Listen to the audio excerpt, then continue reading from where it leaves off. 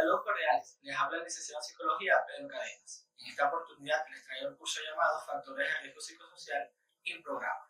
Acá aprenderemos qué son, cómo podemos identificarlos y cómo podemos integrar este conocimiento en nuestra organización o empresa.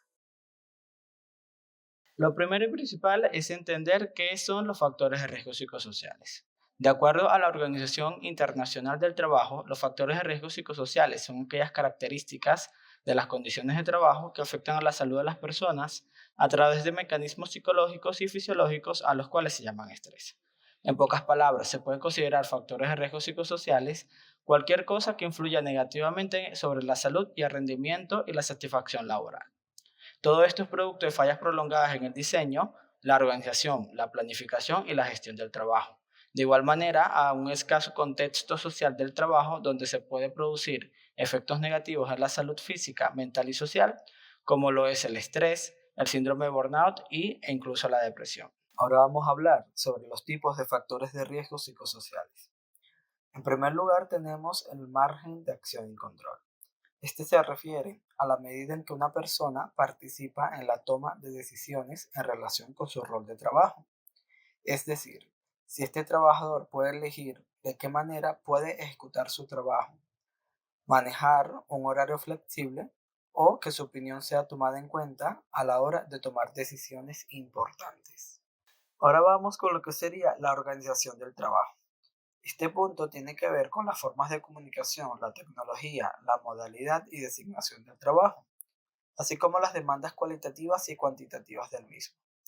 Por ejemplo, las personas que se dedican a labores de oficina suelen tener una exigencia del tipo mental, debido a que mantienen la atención y la concentración por mucho tiempo, mientras que las personas que se dedican a labores del tipo operacional suelen tener una exigencia del tipo físico, dado el esfuerzo físico y corporal que manejan a diario. Por otra parte, tenemos lo que sería el factor recuperación. Este se refiere al tiempo y espacio destinado para el descanso y recuperación de energía luego de realizar un esfuerzo físico o mental dentro del ámbito laboral. Tiene que ver con el tiempo que se destina a la recreación, distracción, tiempo de vida familiar y otras actividades extralaborales, que incluye también desde viajar de vacaciones hasta actividades más cotidianas como ir al cine, salir de paseo o algún lugar o simplemente visitar amigos o familia. En el factor de riesgo, soporte y apoyo, tenemos lo que sería esas acciones y recursos formales e informales que aplican los mandos intermedios, avanzados o compañeros de trabajo para facilitar la solución de problemas planteados frente a temas laborales o extralaborales. Esto se refiere a si el miembro de la organización puede encontrar ayuda o colaboración en caso de requerirse, ya sea en una tarea laboral o en situaciones personales, como puede ser un periodo de duelo, enfermedad o problemas personales. Entre los puntos importantes tenemos lo que sería el acoso discriminatorio. Este tipo de riesgo hace referencia al trato desigual, exclusión o preferencia hacia una persona, ya sea por su identidad de género, orientación sexual, edad, discapacidad, estado de salud, enfermedad, etnia, idioma, religión, nacionalidad, lugar de nacimiento, ideología política, condición migratoria, estado civil, pasado judicial, estereotipos estéticos o encontrarse en estado de embarazo, lactancia o cualquier otra condición que se use como motivo o excusa para menospreciar, alterar, los derechos individuales o colectivos en los procesos de selección o durante la existencia de una relación laboral. Además de eso, tenemos lo que sería el acoso laboral. Esa forma de acoso psicológico que consiste en el hostigamiento intencional repetitivo y focalizado a través de acciones repetitivas crueles o maliciosas que buscan humillar y desestabilizar a un individuo o grupo de trabajadores o servidores. Un ejemplo muy frecuente en las organizaciones es cuando los trabajadores reciben gritos, amenazas o comentarios malintencionados dentro del ámbito laboral, lo cual ocasiona conflictos a nivel interpersonal e incluso a nivel interlaboral. Entre los puntos importantes destacan lo que sería el acoso sexual, uno de los riesgos psicosociales más delicados debido a sus consecuencias.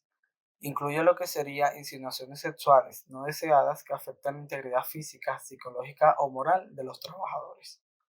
Por ejemplo, piropos invasivos, el roce o contacto corporal sin el permiso de la persona, o incluso el chantaje o manipulación para obtener algún beneficio. Entre los puntos importantes tenemos lo que sería la adicción al trabajo. Acá encontramos la dificultad de la persona para desconectarse del trabajo y la necesidad de asumir más y más responsabilidades. Esto pasa a ser un factor de riesgo psicosocial cuando la relación con el trabajo es superior a la relación consigo mismo y a la relación con otras personas. Una particularidad de la adicción al trabajo es que, a diferencia de otras adicciones, esta se alaba y se recompensa, mientras que con otras adicciones no sucede lo mismo. Casos muy comunes de este factor es cuando la persona trabaja horas extras y asume cargas laborales sin que nadie se lo exija o se lo demande, lo cual desemboca en problemas superiores como estrés laboral, síndrome de burnout, incluso enfermedades físicas o mentales. Entre los puntos importantes tenemos lo que serían las condiciones del trabajo, que son aquellos factores de riesgo que pueden afectar negativamente la salud de los trabajadores en su actividad laboral. Tiene que ver con las condiciones de trabajo, las condiciones de seguridad, ergonomía e higiene, entre otras, que influyen en la salud ocupacional. Por ejemplo, que las personas que trabajan en oficinas usen escritorios y sillas cómodas, trabajen a una distancia prudencial de la computadora. Por ejemplo, las personas que se dedican a labores más operacionales cuenten con calzado y vestimenta adecuada, como lo son trajes de protección antiquímicos, orejeras, lentes antirradiación o cualquier indumentaria que sirva para resguardar al trabajador. Un punto muy importante sería el factor doble presencia, es decir, laboral familiar.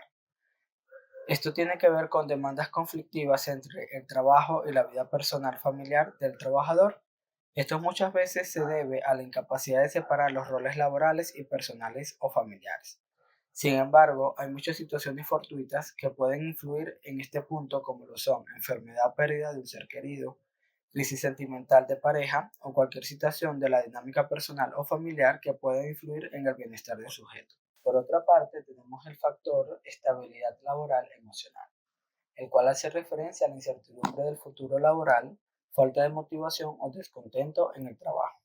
Es muy común en organizaciones amenazar o amedrentar con la no renovación del contrato o pérdida de algún beneficio. Esto normalmente se hace para aumentar la competencia y la motivación. Sin embargo, está demostrado que esto genera malestar emocional y por consiguiente un descenso de la calidad laboral.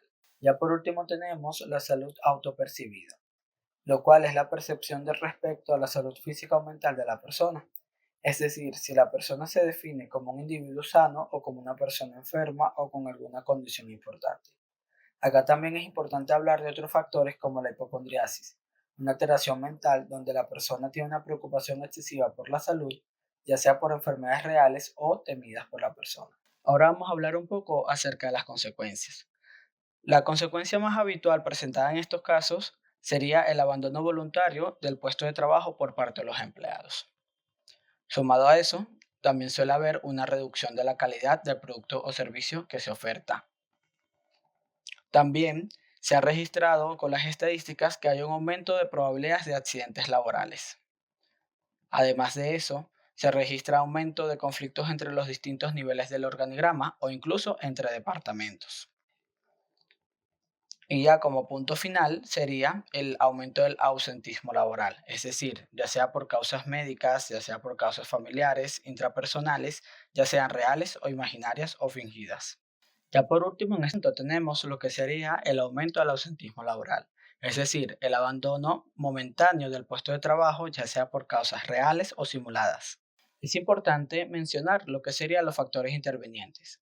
Como primer factor, tenemos lo que serían las condiciones de la vida cotidiana. Todo esto comprende el estatus socioeconómico, cultural y étnico de la persona, las exigencias propias del trabajo. Por ejemplo, las personas que se dedican al área administrativa suelen tener una exigencia del tipo cognitiva, mientras que las personas del área logística operacional suelen tener una exigencia del tipo físico. Ambas exigencias deben ser tomadas en cuenta a la hora del diseño de trabajo y de la carga laboral. Además de eso, tenemos los factores extralaborales. Acá tenemos todo lo que sería la vida personal de la persona, del trabajador, lo cual comprende el ocio, el esparcimiento, la parte familiar. Como tercer factor tenemos lo que serían los factores extralaborales, es decir, toda esa vida social que tiene el trabajador fuera del contexto laboral. Si esta vida social o este contexto es externo laboral es deficiente, muy probablemente tengamos un factor de riesgo psicosocial presente en el trabajador dentro de la institución. El objetivo del programa de prevención de riesgos psicosociales se basa en dos puntos. En primer lugar, sería reducir la discriminación, el acoso y las condiciones precarias en el contexto laboral. Además de eso, se busca fomentar la prevención, el bienestar y la educación en los trabajadores para así favorecer al entorno laboral y las condiciones de trabajo. Ahora vamos a hablar un poco acerca de lo que serían las fases. Como primera fase tenemos el diagnóstico.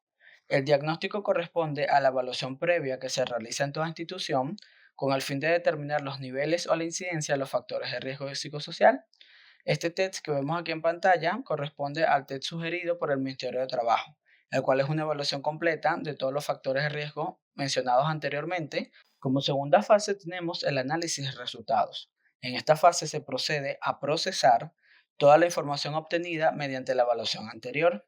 Acá se sacan gráficas, cuadros comparativos y toda aquella herramienta cuantitativa que nos permita determinar los niveles o la incidencia de los factores de riesgo psicosociales dentro de la organización. Una vez culminado el análisis de resultados, iríamos a la fase de socialización de resultados. Acá se hace una reunión con todos los trabajadores y se explica de forma detallada y amena los resultados obtenidos en cada una de las dimensiones, con el fin de hacer público y de hacer bastante participativo toda la actividad y todo el proceso que se está realizando dentro de la institución. Ahora llegamos a una de las fases más importantes, que sería el plan de acción. En esta fase se ejecutan ya sea las acciones preventivas o de intervención con el fin de mejorar o mantener las condiciones de trabajo que producen bienestar en los trabajadores.